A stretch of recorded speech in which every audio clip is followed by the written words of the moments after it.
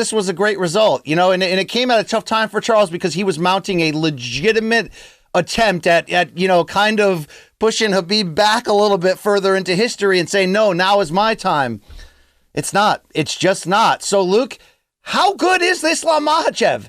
I mean, time will tell, future will tell. Get a couple title defenses before we're even going to begin to start to talk about what he's accomplished. But from this fight, the confidence in you, I mean, they could be offering him a chance to fight the pound-for-pound king next, which could bring with it him being the betting favorite and him becoming the pound-for-pound. I mean, it's in play. They are laying out the future for this guy. But right now, how good is Makhachev? That's what I want to know from you, Luke, because all I could use is like alchemy and weird words to try to trick you into believing that I know what I'm talking about. But you actually do, Luke. Yeah, well, just to correct the record, he never pulled guard, Charles Oliveira. There was one time when they clinched, but actually he got taken down by Makhachev, hipped into him and forced him down. Tell that to Twitter. Twitter thinks he pulled guard, Luke. No, he didn't. He never pulled guard. I thought it was wrong. A clean takedown too in real time, but the announcers were embellishing the. Yeah, they're wrong. They're wrong. But I mean, listen, this is the part about MMA commentary. It's hard to see things in real time. It's much easier with the benefit of hindsight, which is what I have here. But no, Charles Oliveira never pulled guard. He got taken down every time he went down, just to be very, very clear about that. Once he got thrown in the clinch, and the other time Charles tried to clinch with him, and Makhachev wizarded him over. So let's be very clear about that. They went to the ground on Makhachev's terms, not Oliveira's. Fact. But to answer the question about how good he is, well, I would say something like this, and we'll talk about Dariush on Extra Credit. A guy like Dariush might be a bit of a tougher matchup because he can strike as well. He will take risks, but Islam is probably going to do what he always wants to do, which is to get it to the ground. But I think Dariush, as forward-moving as he is and as offensive as he is not quite as vulnerable in certain ways, certainly, as Charles Oliveira. And obviously, Charles Oliveira is very good on the ground, so is Dariush. But Dariush can wrestle really well, too. So that makes for an interesting matchup. But it's just hard for me to see who's going to beat him in this division. You could say, Saryukin's coming on. We'll see what happens. But he already lost. But a future fight could be different. But already passed that test, certainly to some degree, although it was Saryukin's debut. You got Ismagulov. We'll see what happens with there. Gamrot, we'll see. He just lost, obviously, as well. Like, he's just looking around. If it's Chandler, if it's Poirier, is anyone picking those guys over Makhachev? I sure as hell am not. I think Makhachev is your best in class, and probably by a little bit of margin, while also a little asterisk there, BC. You would agree at least a little bit. Some styles make fights. Some of those might be a little bit harder than others, obviously. Absolutely. The proof will be in the pudding. Luke, there's breaking news from Mike Bone. Can I share it with you or no? Please. Dada 5000 is back. He will compete in a November 19th bare-knuckle boxing match against Matt Strickland under the BYB banner. I don't know if they will set up defibrillators directly outside the cage, Luke. Does this move you? We're not getting Spence Crawford November 19th. Let's talk about this and have you seen this shit, because I want to get through this analysis.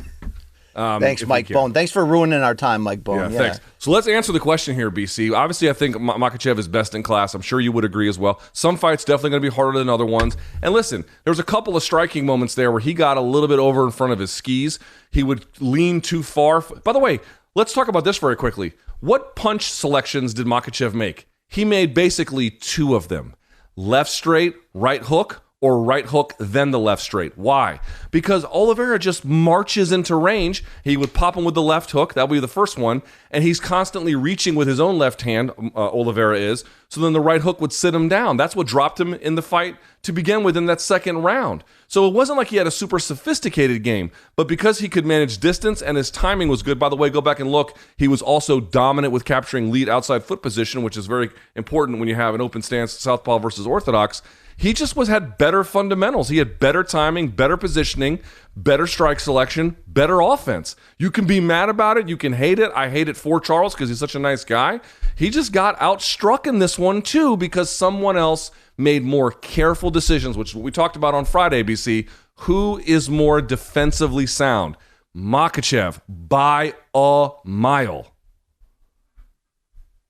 I mean, the odds maker saw it coming, and let's give credit to an incredible run from Charlie Olives. It's not over, as you mentioned. He outright begged Dana on the post-fight interview to get another shot. He'll be back there. He can finish anyone at any time, but I don't think what I said leading up is incorrect. The idea that juggling that, to be fair, it's different, but like Masvidal coming out of the rainforest and then being the best version of himself we've ever seen, There's a time frame. There's an expiration date on that specific. I figured out how to be as great as I can. I'm taking huge chances to be dramatic. Oh shit, I'm on fire. Charles had one of the greatest stretches we've seen in modern history of somebody turning the page on what we thought about them, getting to another level, and it'll be up to him to decide whether, like you said, wrong matchup, wrong time, this was inevitable no matter what, or maybe he's coming back down to earth and will humanize a bit moving forward. Either way, what he just did, the future Hall of Famers that he ran through to get to this point, it deserves our respect, and it only adds to how big of a win this was for a guy like Makhachev, who had the win streak but not the names. He's set up, Luke, at least moving forward, depending on the direction they go matchmaking, to get all the names he will need in the next 3, 4, 5 fights, because he's going to have to probably go through a portion of that same gauntlet that Charles did, plus the beginning of this new era and this new generation. And in our pregame preview with Chuck, that was the big narrative. You know, is Charles the bridge from old to new? Because the new guys are coming. Luke, they're here. They're right here. All right, so let's talk about this, the next step. It looks like the next one, obviously, is going to be Islam Makhachev taking on Alexander Volkanovski. Maybe it'll be in Australia, maybe it won't. We saw them face off. Volkanovski is saying he's going to have a much harder time taking me down than he thinks, and on the feet, I'm much better than him. Now, I would agree on the feet, he is much better than him. I think that's not even really in contest. But the grappling, obviously, is going to be the real big X factor. Who do you favor early on? Get with the right to change your opinion as we get closer. Who do you favor right now at 155, Volkanovski or Makhachev? Makhachev, without question. In fact, Luke, I think you might end up being a little bit surprised at how big of a favorite he's going to be. Not minus 400, not minus 300, but what I'm saying is, you look at the size difference between them. This was always going to be a problem for Volkanovski on the idea of moving up and daring to be great. He's already giving up a decent amount of size, at least from a height and reach standpoint in his own division. Only he's so freaking great, it doesn't matter, right? Well, now we're having him go up another weight class to a guy with the type of FU style, like I like to say, that can completely shut down your plans. What I love about the matchup, though, and I think some of Twitter, who just watched Makhachev dominate Oliveira and then saw these two face off and the 4-inch height difference and are like, oh man, this is going to be domination. No, I mean, this is the pound for pound king we're talking about. And really, in real time, you're watching one of the greatest fighters to have ever done this, 12-0 in the UFC. He's the key in this fight will be seeing how smart Volkanovski actually is. I believe him when he says it's not going to be as easy. I think he'll impress us with his wrestling. He has impressed us in different leaps in different categories along the way, whether it's showing the toughness and adaptability against Ortega or going on the offensive against TKZ and just being a completely different fighter in terms of the danger he added.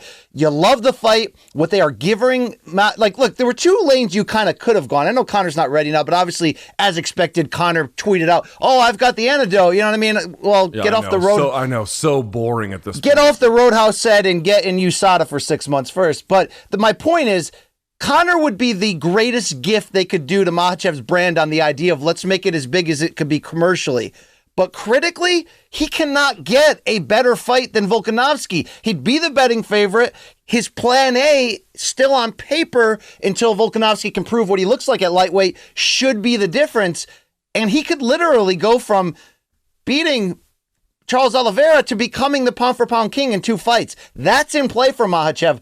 I love this matchmaking, Luke. This is a super fight that kind of fell in our laps. I don't think there's a ton of risk for Volkanovski. It's a chance to use the leverage you built up and try to be freaking great. I like that spirit, but I like Makhachev as the favorite, and I hope we get this next. I'm really into this, and I think a lot of Twitter are missing that and undervaluing. It's an uphill battle for Volkanovski, but don't miss out. And I know you don't, Luke, because you probably had to get larger pants, right? After his last couple wins. He's going to find a way to be in this fight. It's just, can he win it? And, as much as we're talking about Makhachev right now, what do we do with Volkanovski historically if he does win it? Another topic for another day.